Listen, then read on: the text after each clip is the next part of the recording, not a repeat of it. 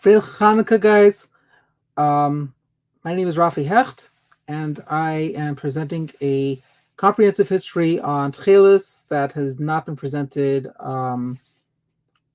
before in video format. So enjoy. A little bit about me.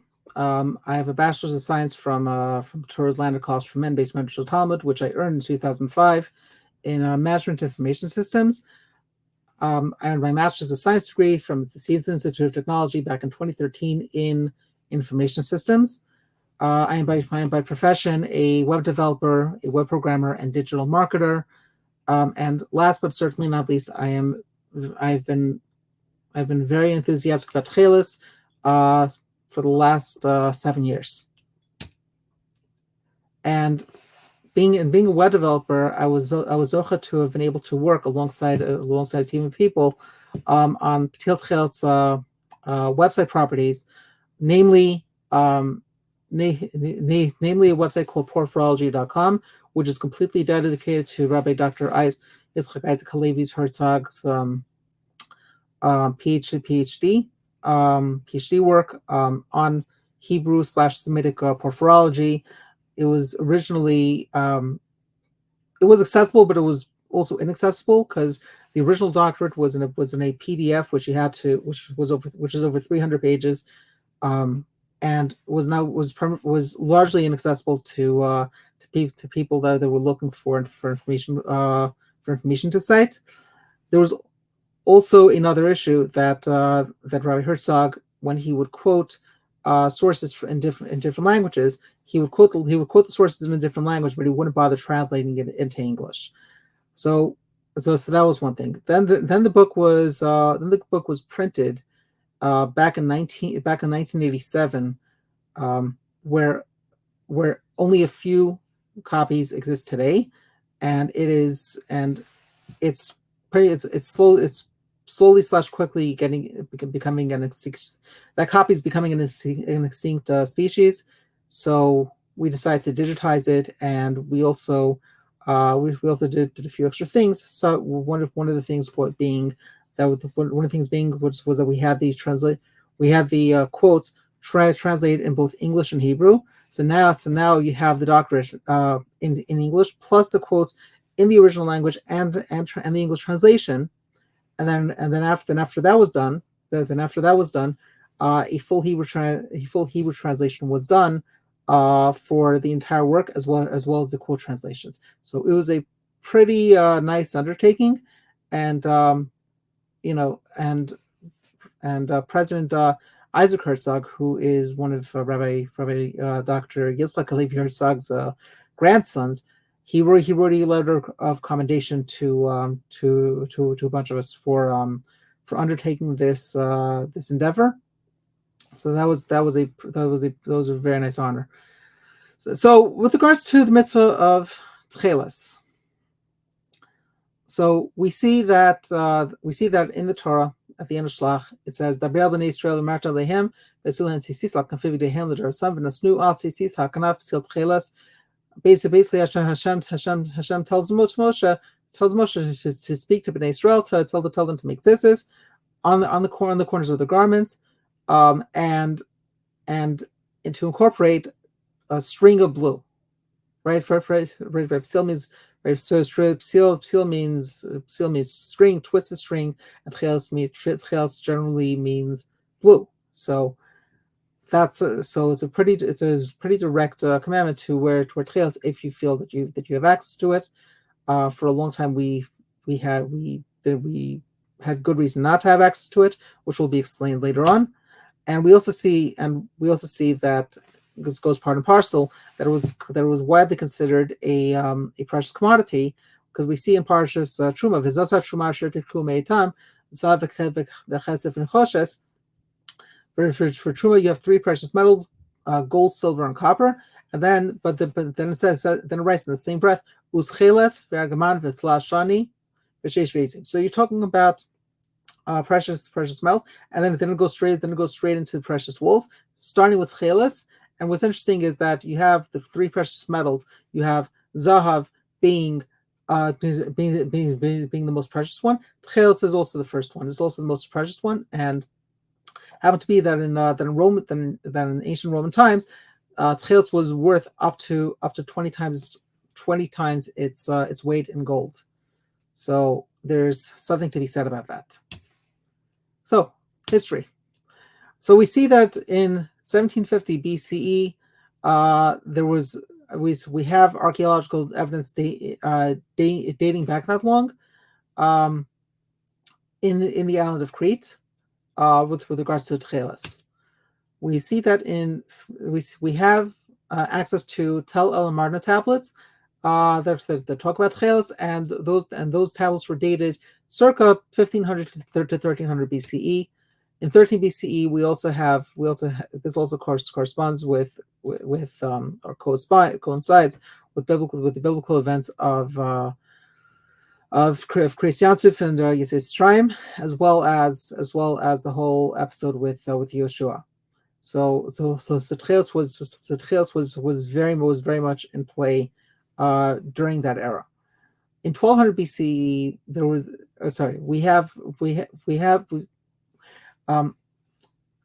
a Talmudic mode of vat was discovered that was dated to around 1200 BCE, and there are dye stains still intact, and those dye stains molecularly are equivalent to the dye from the New York snails. And what this vat also shows is that an advanced dye industry was in existence, and that dye industry was using exclusively New York snails. In 600 BCE, at around the 7th century, there is a Neo-Babylonian cuneiform tablet that is dated to that era, that gives a recipe for the dyeing of lapis colored wool. And as you can see from the cracks here, we only have about 60 to 70% of the tablet intact. So you're not going to be able to get the entire recipe, but scholars have been able to decode this decode this language, and it says in a couple of places lapis colored wool, and it also says to throw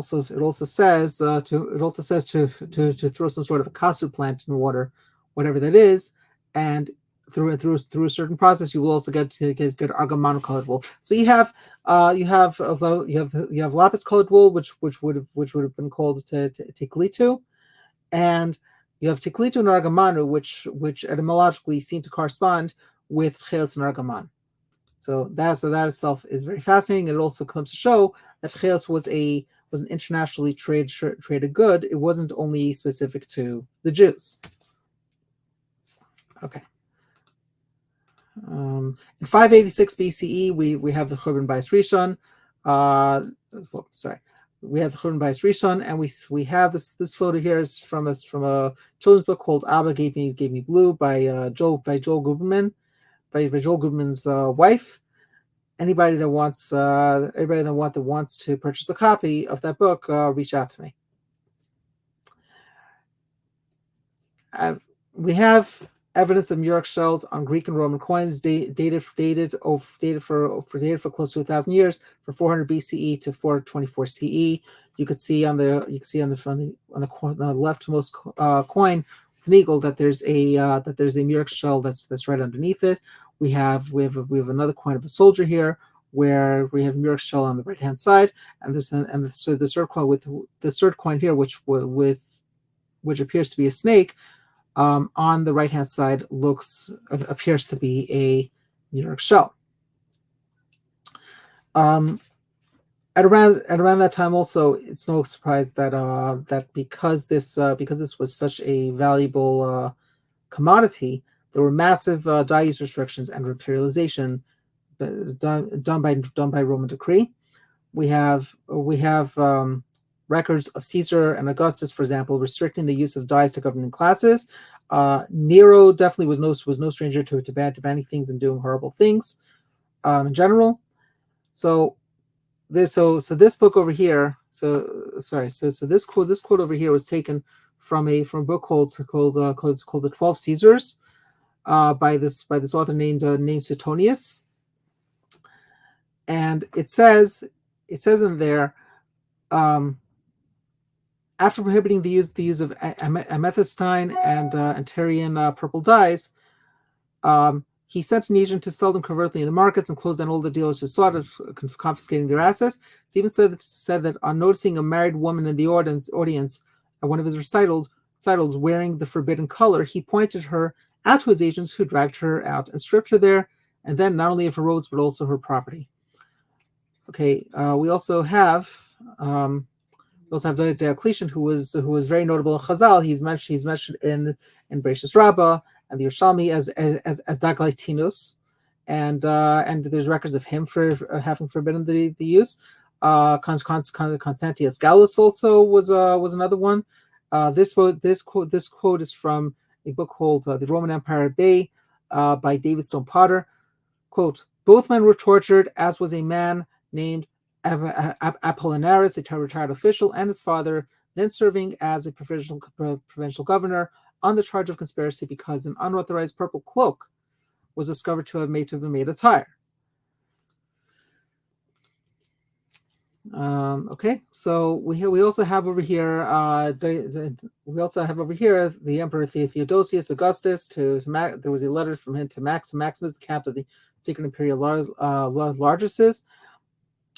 Quote unquote, garments of all purple must be surrendered to the treasury and must be immediately offered. There's no reason why any man should complain about having been deprived of the price, because it shall suffice that he obtains impunity for the violation of the law they trampled underfoot, nor is there any reason why he should have an occasion to worry about profits, since his life does not have to be placed at stake. So it was basically your property or your life. We also have over here the famous Wadi Murbat textile. So this was a textile that was left aside. It was discovered later on by a certain Clara Amit, and in 2013 was analyzed by Dr. Nama Sukenik to have been sourced from the New York Struculus. So this is a very significant find.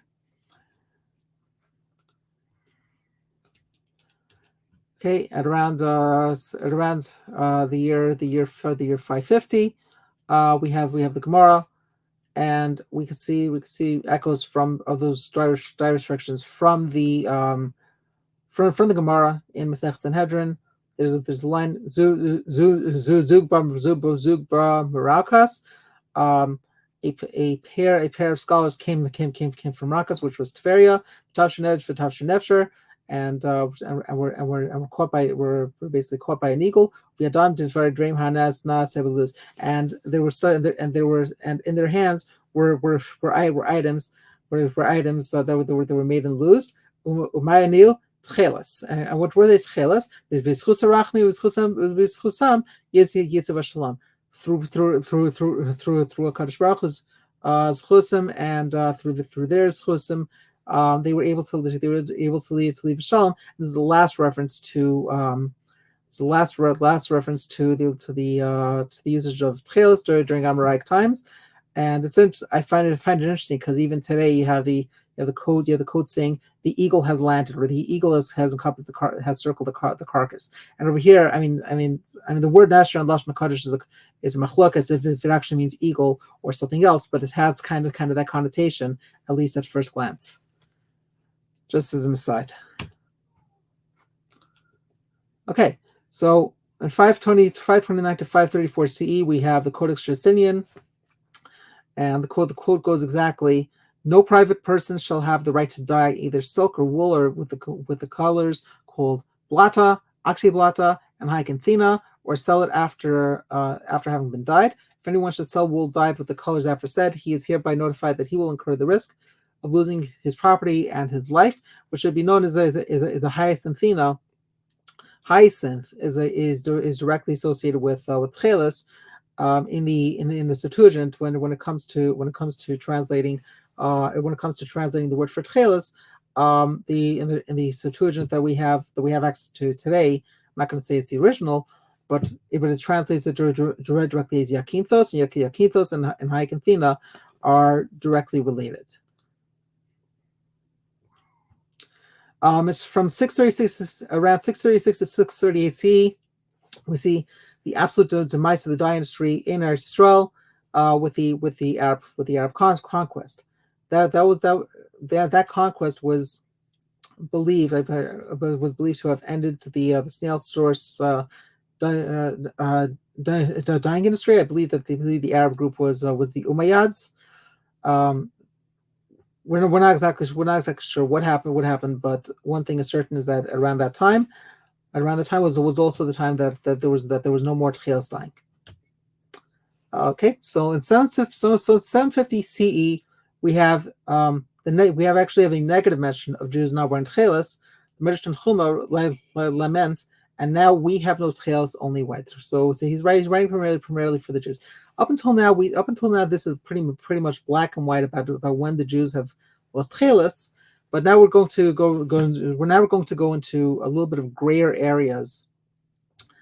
A little bit of grayer areas where Techeiles may or may not have been worn. So 100 years after Midrash Tanchuma wrote the negative mention, the Ravad writes that Nashonaigon, who was his Rebbe, apparently tied Techeiles according to the Ravid's understanding of how to tie in a certain way. So it says V'agon Rav Natronai Zichron Livracha Sidra So Yafez Sidur Na'ameod Al Derech She'Hashem Halachan, and the Gon Rav Natronai Gon arranged the tzitzis like this beautifully, a very beautiful arrangement on the way that the halacha is stated. So this seems to be a hint that not all Jews at the time completely lost access to Techeiles, but we just don't know. We just don't know, because you could have had Jews that were not wearing Techeiles in certain areas. You could have had Jews that were wearing Techeiles in certain areas, but this is where the area becomes a little grayer. Okay. In 1038 CE, we have the last I wrote the last Jewish use of Techeiles, the last possible Jewish use of Techeiles, because the Razina Rebbe seems to have assumed that the Rambam must have seen Techeiles, might have even worn Techeiles, because the Rambam so eloquently wrote that the blood is black. But that can be understood in many different ways. It's either he did wear it, he didn't wear it. It's a little bit problematic, and this is where it becomes like very light gray in this case, because Rabbi Avram ben Rambam seems to have not been able to identify which snail is in question. The Rabbi Avram ben Rambam he writes about it being a snail by writing that you would crush and slice, you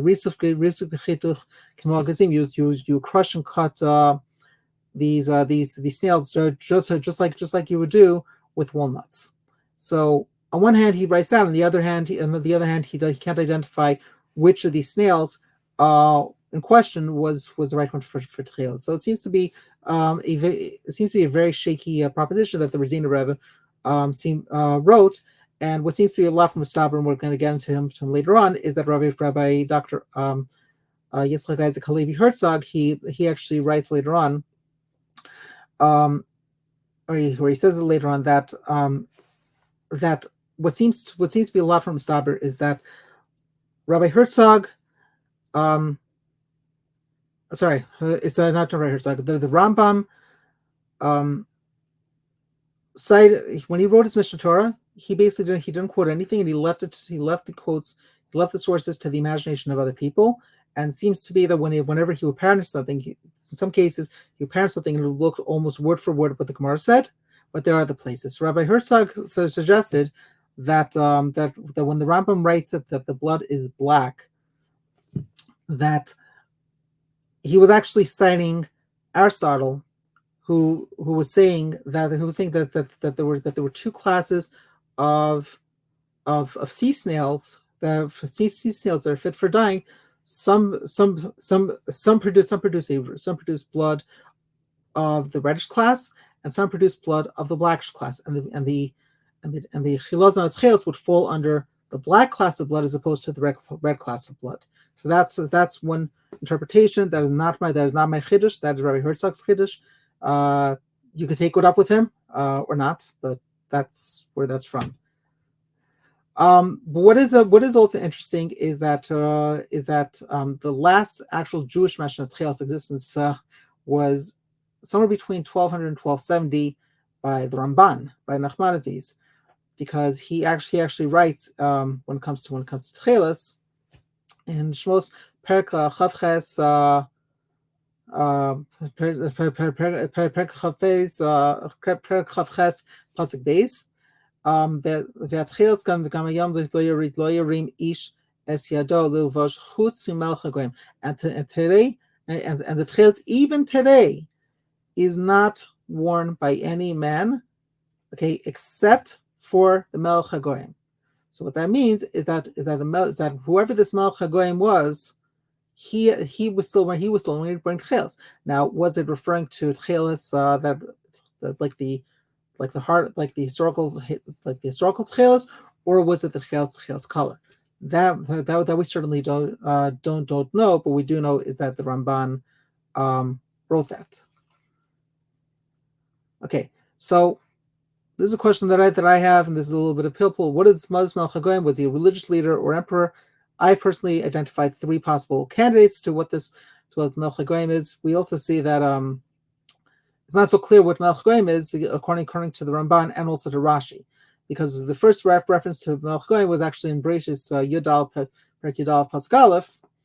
Vehibimei Amrafel Melech Shinar Aryoch Melech Yasar Kedar Lomer Melech Elam V'Tidal Melech Goyim. So it says that this Melech Goyim in Bereshis was this guy named Tidal. So the Ramban the Ramban seems to say that Hamelch Asher Shanim Samo Aleim L'Rosh L'Katzin. The Melch, the king, who over whom different peoples are placed over them as their head and officer. That is there's Ramban. There's also Rashi that seems to suggest it's not Goyim like many nations, but there was actually a land called Goyim. So that's Rashi. Rashi writes that Goyim was a land that was called Goyim, and the Ramban seems to understand that the Goyim is many nations. So anyway, so one potential Melech Hagoyim candidate, which is very popular, was a pope. Everybody seems to assume the pope only wears and wore red and white garments. But we can see from ancient paintings that the Pope also on occasion wore blue and purple robes for certain occasions, and even today.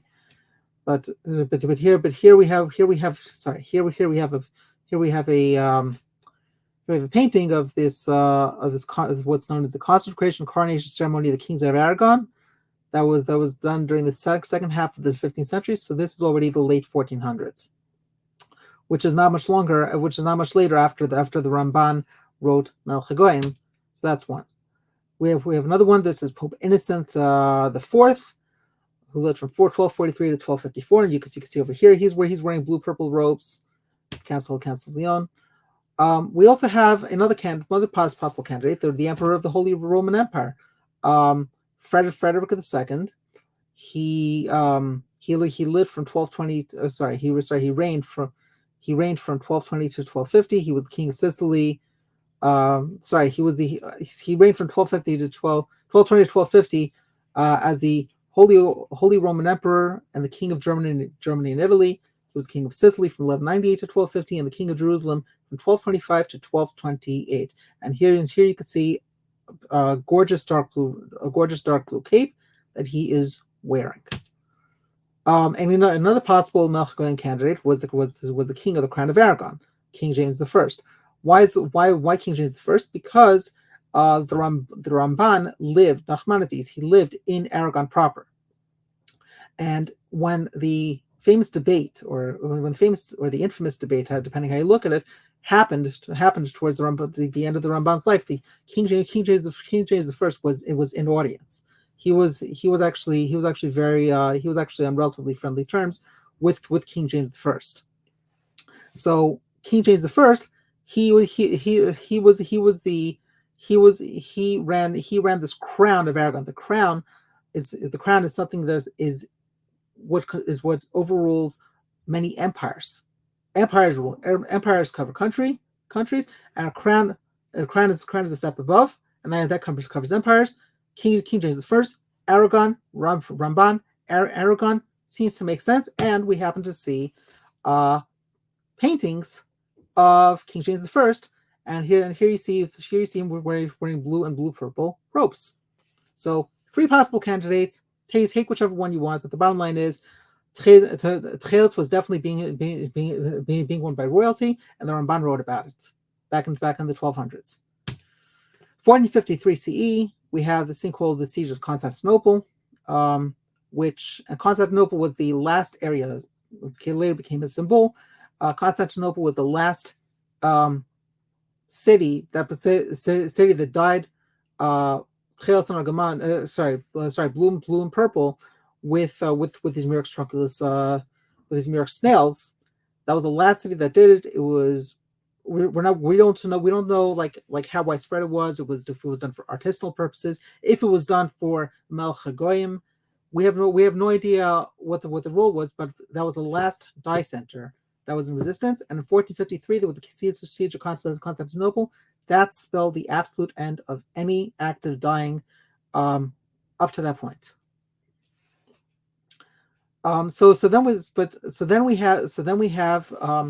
Then we have significant research from 1453 until now.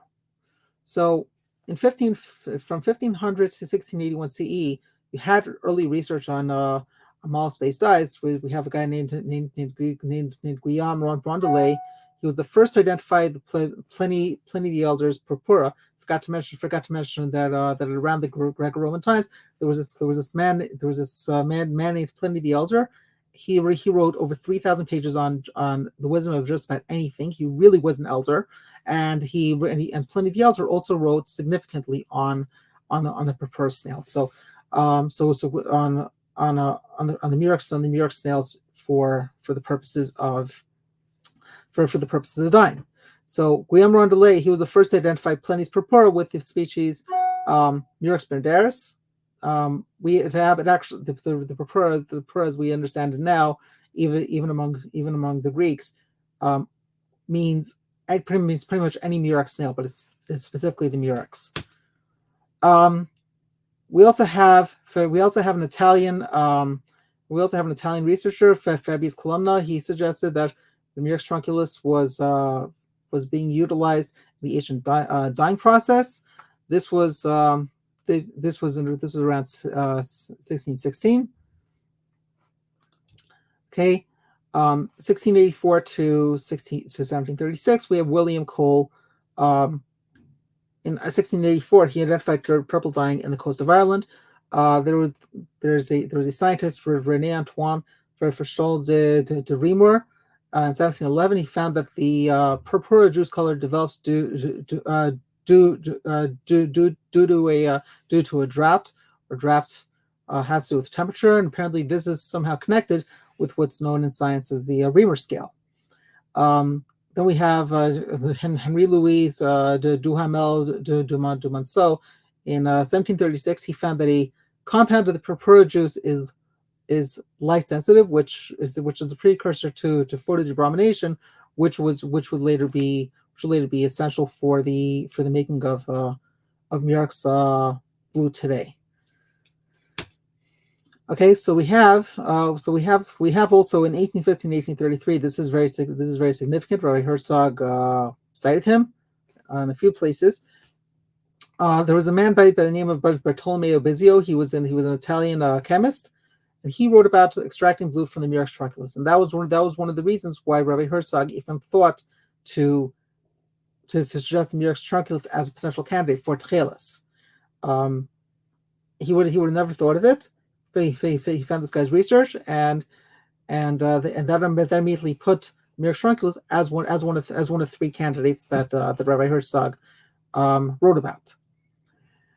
In 1857 to 1858, Henry Dutier, he presumably read Bezio's work, but then he did his own discoveries, and he did his own discoveries on a fishing boat supposedly, and he noticed the Murex color process happening in front of his eyes, and brought him back to Bezio. Now what I'm about to say is there's a lot of facts, but there's also an I don't know component, and you'll see exactly. So I don't think that the research of Techeiles would be complete without citing Rabbi Dr. Yehuda Leib Ludwig Lewison. He had a PhD in something known as Orientalia. He was a 19th century zoo rabbi, for lack of a better term. He published he published the Zoological Talmudic Dictionary, and with the Chilazon, he actually dedicates a few pages to it, and he comes up with his own chidushim. He suggests three separate creatures for the word Chilazon, which itself is a big chiddush. I just said is like 20 times just now. You could time it. So he writes that the Chilazon shel Techeiles is a cuttlefish, based on the fact that the cuttlefish produces black blood, and the Rambam writes that the blood is black. Remember what I said before with regards to Aristotle citing that again when the Rambam would write in the Mishnah Torah, he would leave it to the guesswork of whoever it was, so making suggestions as to what it meant that he wrote. And blood being black, even today, is a source of contention among many different people. To me, it seems like Aristotle's explanation is the most misaber, but that's for another thing. So that's Chilazon shel Techeiles. The Purpurschneck, which is the Murex Trunculus, he suggested that is a purple chilazon that has to do with the chemical test that happens in Maseches Menachos, where he assumed that it has to do with the reduction of the dye, or it had to do with the dye fading, and it had to have been the purple chilazon because purple is not blue. He comes up with another idea. A mussel, mussel, is the third chilazon. And it should also be added. This is the first item. Whether or not he actually died with any of them is highly speculative. Why am I mentioning the mussel? Because there's a Tosfos there's a Gemara and the Tosfos they talk about mishkadei chazanei, the chilazon's almonds, for lack of a better term. So the only creature to him that made sense that it would have quote unquote almonds would be this mussel clam. So, and he also comes up with the linguistic innovation. The Greek word oloporphyrin, which Rafi Herzog and seems to be very well understood as being all purple.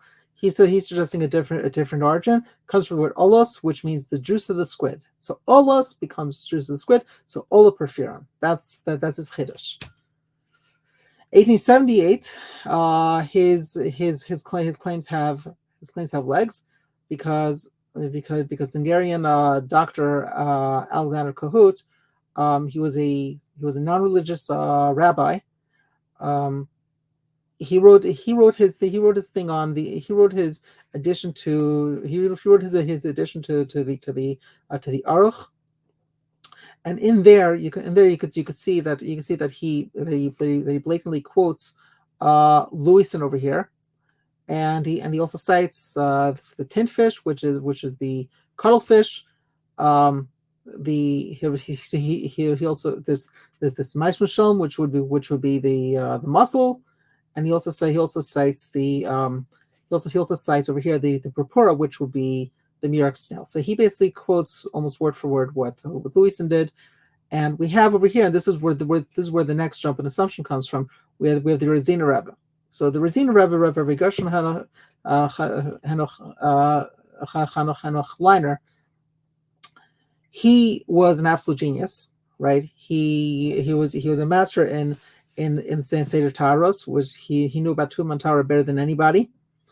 We have two quote unquote Gemaras from him. Basically, not all the Gemaras that we have today mirror all the Mishnayos. So the Mishnayos and Taros do not have Gemaras. So what Rabbi Leiner did was he wrote in a Gemara style, right, with his imitation of Rashi and his imitation of Tosfos of the entire of the Sidrei Taros, and it was an unbelievable work, but it was so good that his contemporaries at the time wanted him to write at the top and bottom, on the top say Sefer Sidrei Taros, and at the bottom Sluk Midivrei Tanai V'Amarayim Zichrono Levracha. Basically, if his contemporaries at the time felt that if this is not going to be done, people would understand that these books that he wrote were actually part of Shas, which they weren't. Where did he get all this material? He basically took pieces. He took all the pieces from all the places in the Gemara and he put them in a logical, coherent manner. We have two volumes today, right? You see over here one of them is Maseches Holos. The story goes is that he actually wrote all the Gemaras for Sidrei Taros, and the majority of them unfortunately did not live past World War II, which is possible.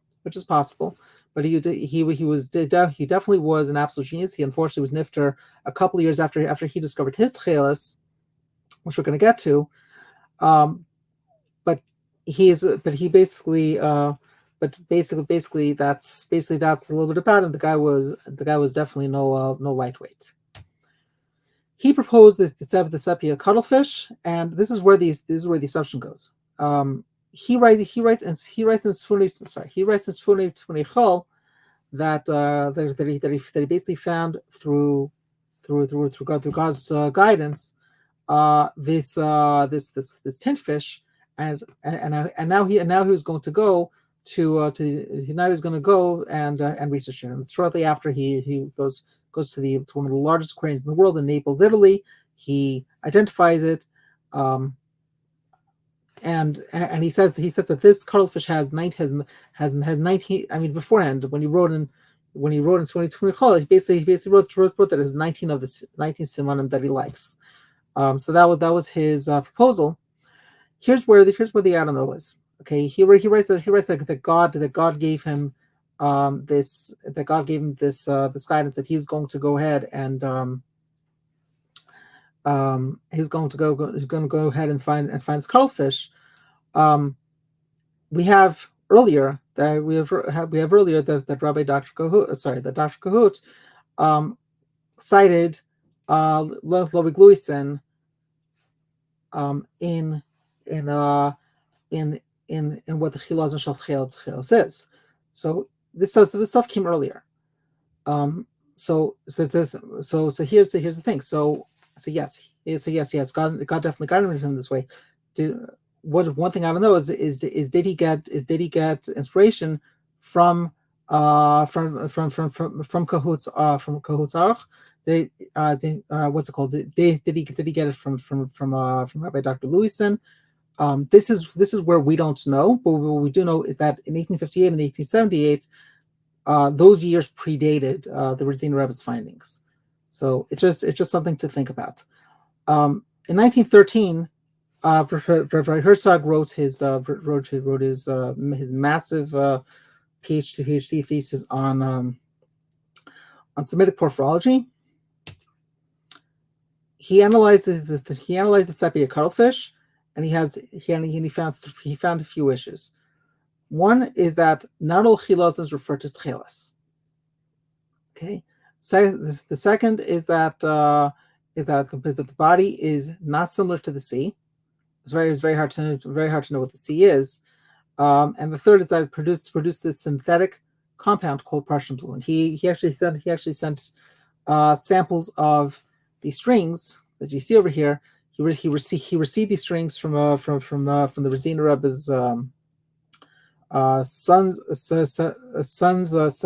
Shamus, who sent him a set of strings.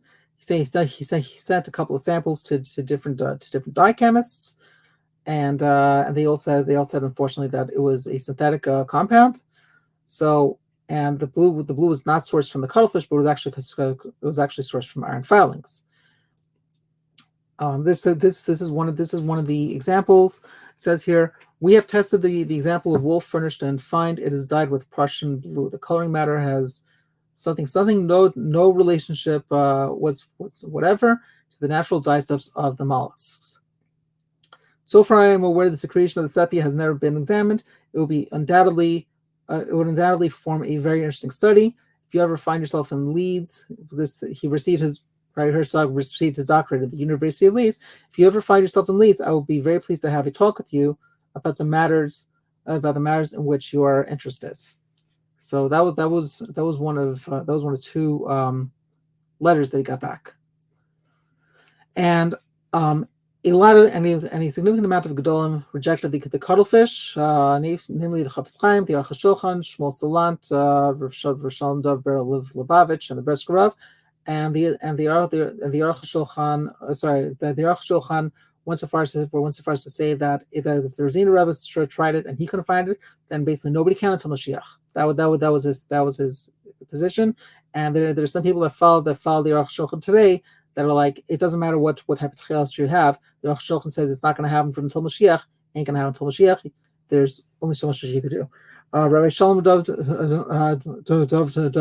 Lubavitch, he was also against it. That basically not until Mashiach.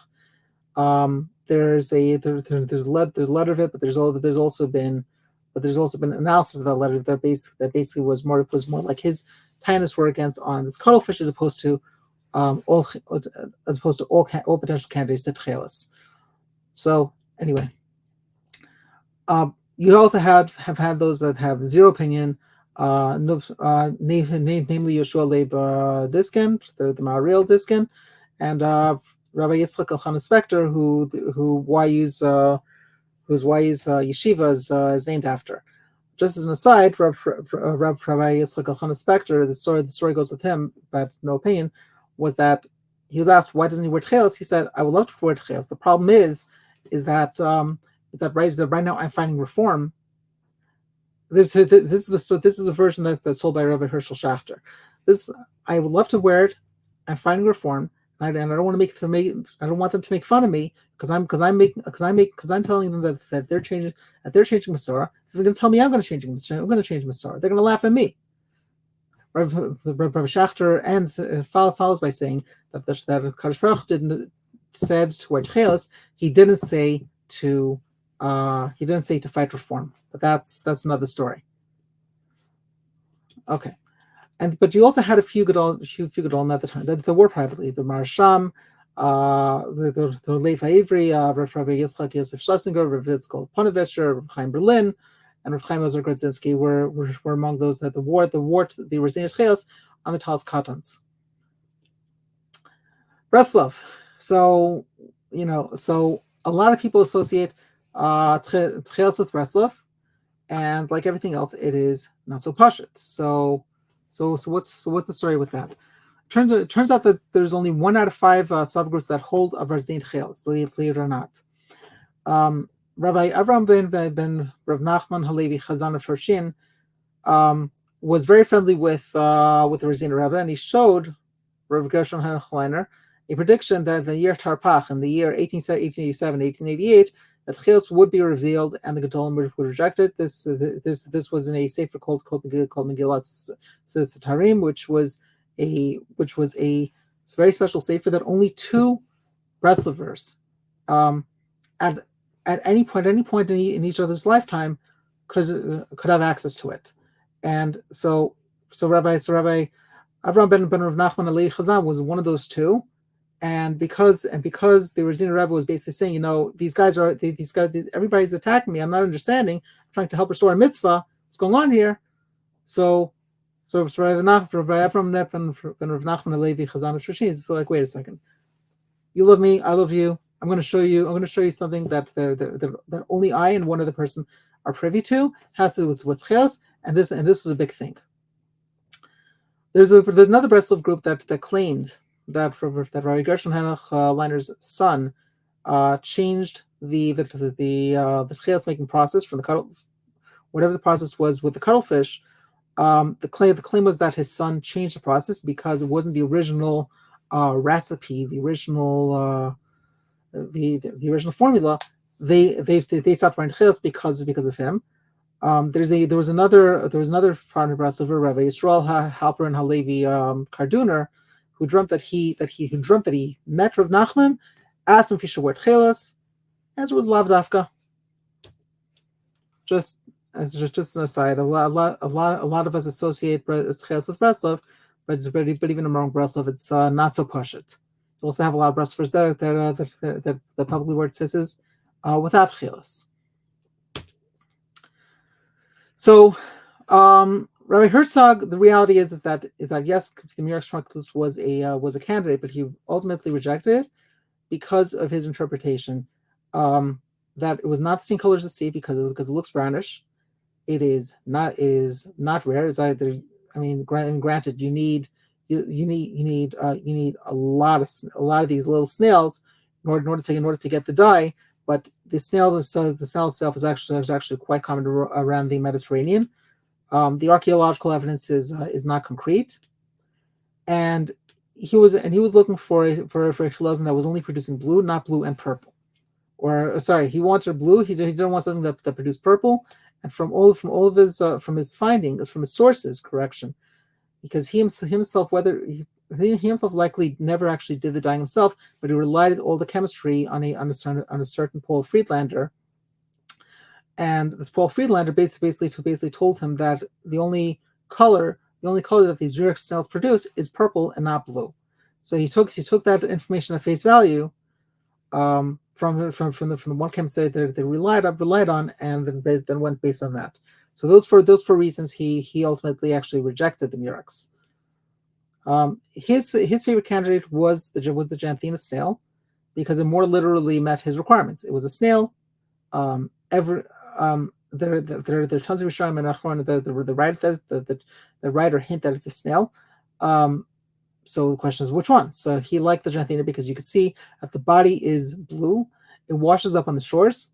The blood is blue purple. And there's the only thing is that there's no archaeological evidence for it having been dyed blue, but that didn't seem to bother him. But his biggest issue was that he was not able to get a lasting blue dye. This picture is courtesy of Yosef Malkiel. Okay, there's also a piece of great, very, very great history. There was an article in 1959 that was on September 11th, 1959. September 11th, that's an ironic date. That on September 11th, 1959. On September 11th, 1959, there was an article that came out that Rabbi Herzog, who was niftar on July 25th, 1959, that his talus with Raziner Techeiles was stolen by Raziner Chassid. So it was actually very interesting, that he actually owned a talus with Raziner Techeiles. So what does that mean? I don't know, but just putting it out there that this article came into existence. In 1969, Dr. Yisrael Zeiderman, he was asked to summarize Rav Herzog's doctoral thesis. He approached that led to his initial interest. Dr. Zeideman is a dye chemist. He approached Haifa University in the 1970s to request live sea snails and conducted experiments with them. He claims credit for this discovery of the existence of high levels of monobrom indigo, which is in the Murex trunculus snail. Right beforehand, the assumption was that there was dibrom indigo and indigo, but monobrom indigo was a chiddush, and he claims credit for discovering that. In 1984, he founded the initial Machonat Chelet, and is a major advocate for the heating process as opposed to sunlight. The reality is, whether you heat it, whether you use sunlight, you are going to get blue, or blue with a hint of violet, sky blue. It appears that heat is the underlying factor for the photo debromination process as well. Okay, so 1980 to 1985. So Otto Elsner. Here's a fun fact. Otto Elsner, early on he actually analyzed the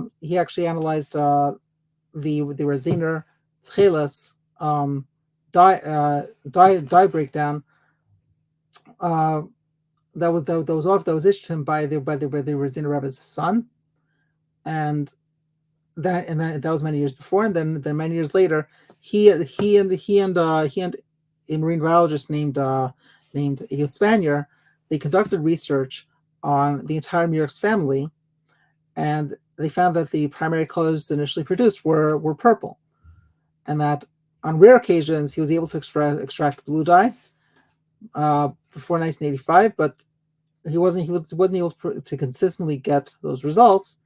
And then what happened was that an interesting story was that Rabbi Elia Tavger and his father-in-law Rabbi Elia Kaufman approached Professor Elsner and a Spaniard at Schenker College. So Schenker College initially wanted a percentage of sales, and B, at least $5,000 for research costs. So a lawyer helped them with contract revisions. At the same time, a scientist named Danny Levy submitted Rav Tavger's dying question to an independent to a science journal. And the day that Schenker College sent back a revised contract for Rabbis Tavger and Kaufman to sign, Rav Tavger independently received news that Schenker College open sourced the recipe at a conference in Japan based on his earlier submission. So Professor Elsner, he did a bunch of experiments. He was a dye chemist, and he was an experimental. He was doing all kinds of experiments, but he also had information from the 1930s of the concept of photo debromination with dyes to quickly change the effects, the color effects from one color to another,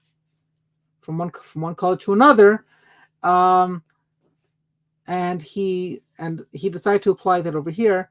Story goes is that he tested the dye on a windowsill, and this was also, this was done based on research from the 1930s, but this was also based on a light sensitivity theory proven by Duhamel, who was mentioned earlier, and also the story goes partially due to the stench, but the stench part is a little harder to a little bit harder to verify, but he did all kinds of experiments, and that's how he came to this realization.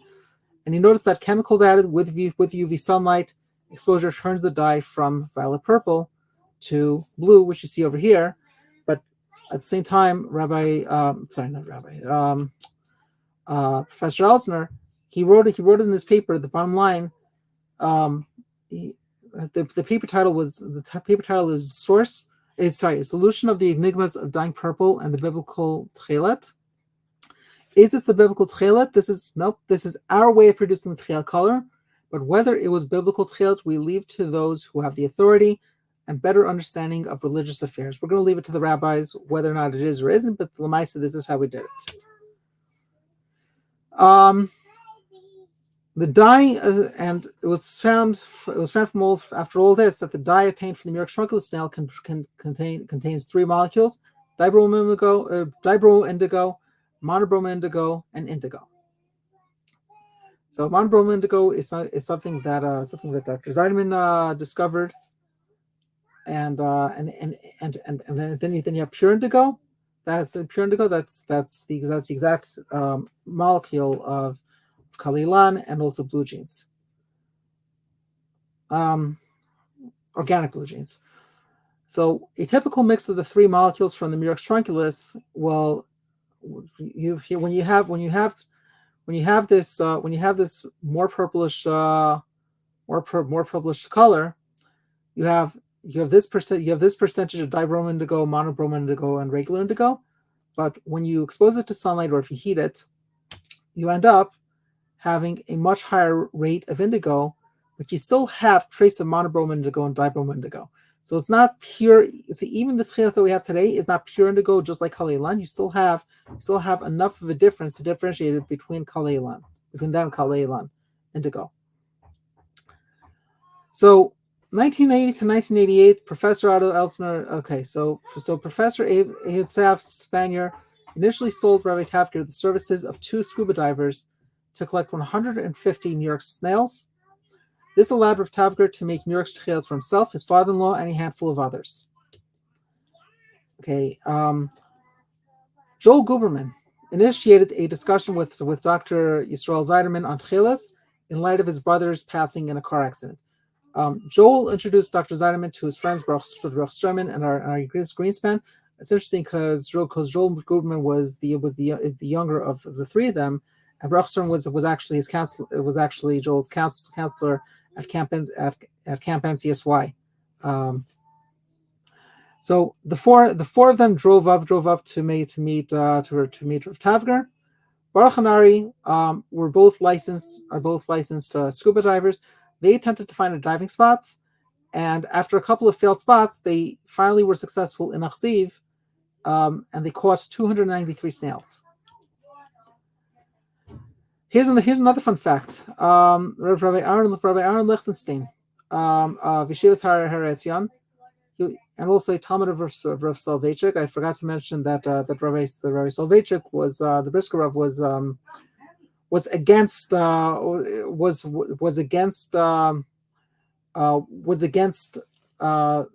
Rezina Techeiles, and there's two versions of the story. The version that's given is the version that the Briskers have is that you have to have Masorah regardless of anything. The Rezina version is that if this cuttlefish, if this tin fish is common, and it was been used and specifically was not used for Techeiles, then that constitutes a negative Masorah and cannot be used. But at any rate, Masorah was the central thing, in the Brisker dynasty. And so when Baruch Sturman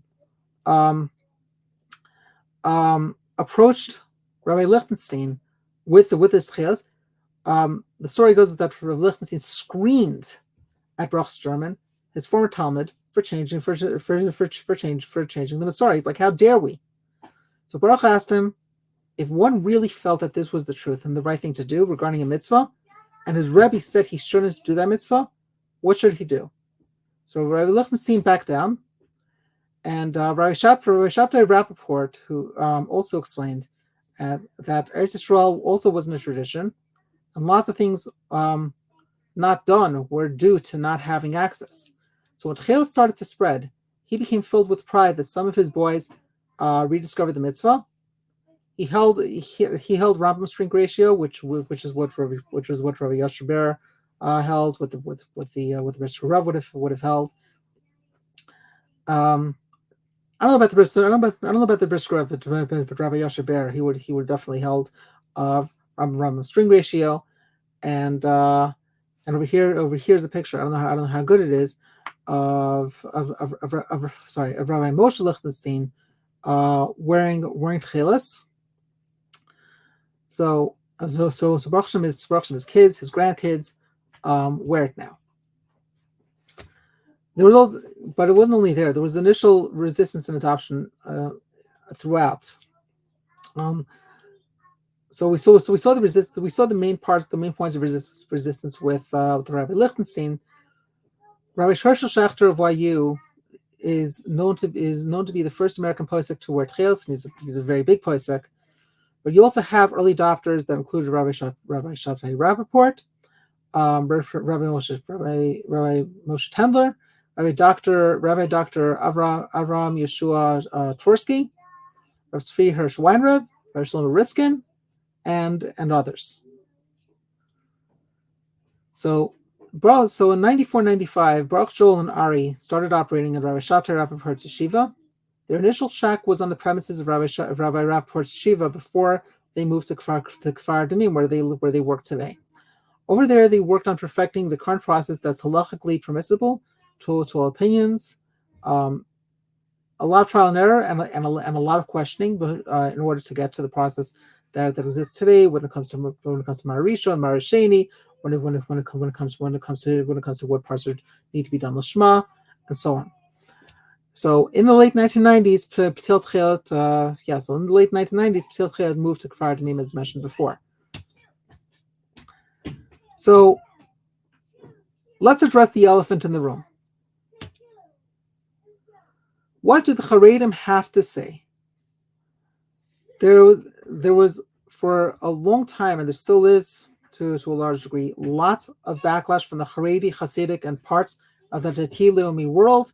That if you're wearing Techeiles, it must be for Yienish reasons. You're not from enough. You're too Dati Leumi. It's pasnished. There were some people that cited that the New York source was rendered as Lifishet Techeiles, Efrat Techeiles, Modox Techeiles, and so on and so forth. And Rabbi Hershel Schachter one time was asked why exactly the Haredim against the Techeiles, and he answered because he was referring to the modern Orthodox. It was because we found it. So the main criticism being it was coming from the fact that modern Orthodox brought it out, and secular scientists came out with the initial discovery, as opposed to Gedolei Yisrael. So, and there were some Haredim, such as Rabbi Yisrael Reisman, that dubbed Techeiles as the black hat of the modern Orthodox community, which Rabbi Aryeh Leibowitz countered by saying that if anything, anybody would know that wearing Techeiles when everybody else isn't is actually more of a social stigma than being a black hat. So that's one of the ironies. Rabbi Yisrael Belsky is the most notable American posek affiliated with the Haredi movement to have taken on the mitzvah, and it seems like once it was revealed that he was wearing Techeiles, it seems like the floodgates opened, and there are a lot more Haredim that are now wearing Techeiles. He and other original thinkers felt that it was a shame that this mitzvah was being politicized, and this is why Rabbi Belsky initially kept it to himself. Then eventually he was anti-Murex. Then he readopted his positive stance on Murex. I gave a whole thing on it a little while back. You can see that in more detail. But he was pro. Then he was anti. Then he readopted after getting additional information. And then much later in life, he told others that they were interested in wearing it how to wear it.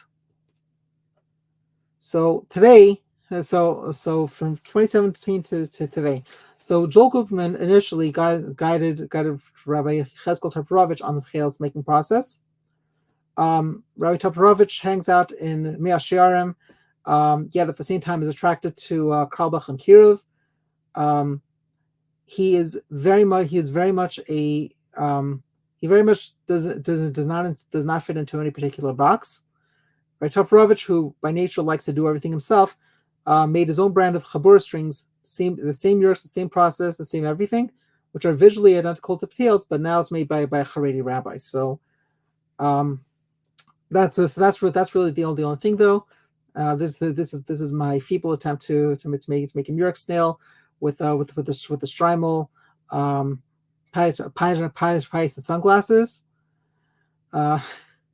Chaim Kanievsky famously told Rabbi Avichai Toprovich said, who was Rabbi Yechezkel's father, that if he and his son believe that this is the real Techeiles, he's mechuyev al pidin to wear it. He is obligated to wear it. So I'm going to go ahead and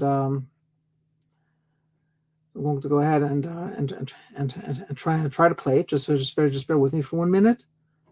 I'm just gonna do something here quickly. Share screen.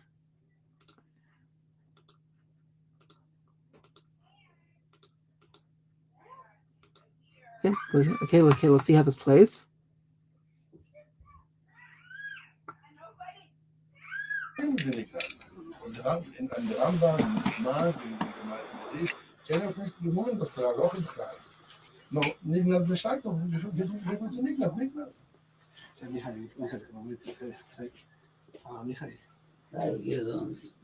ihr seid מחויב,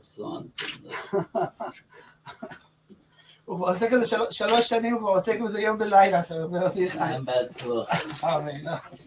מחר לאנשי מועצת. Wie kennen? אז דרומות נגזוך, אז איך בין מחויב? שוין הסחוס. בראות היורד, בואו לאנשי מחויב.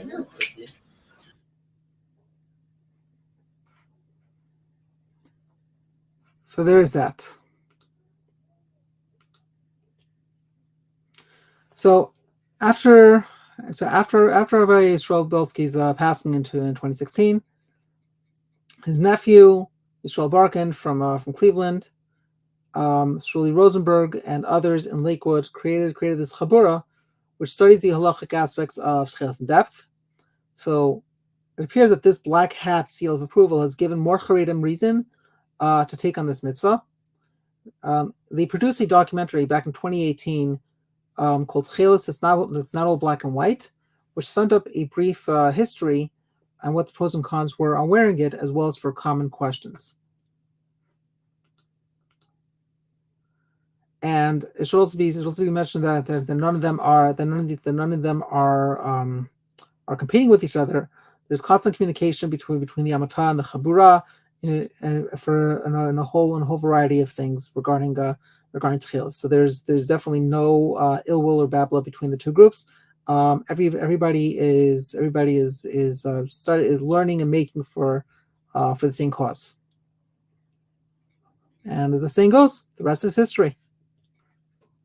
There are additional resources that you could check. You could check Techeiles website, which has a massive library and has a fantastic website to introduce people to the mitzvah.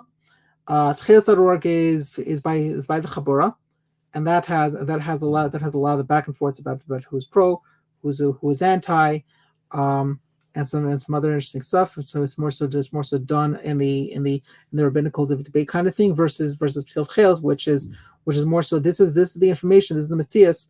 We're not going to bother with all the debates and all the back and forth. So Techeiles.org does that very well. Bluefringes.com, that's a website that I built, and that actually has a list of about 100 notable wares to in a certain degree of depth. There are almost 40 tying methods. There's some interesting archaeological and textual resources available on that site. There's Hebrew Semitic Paraphrology, paraphrology.com, which is what I mentioned before. This is Rafi Herzog's doctorate that's digitized. And last but not least, there's also Techeiles.info. That's Dr. Zeinemann's Techeiles website that has to do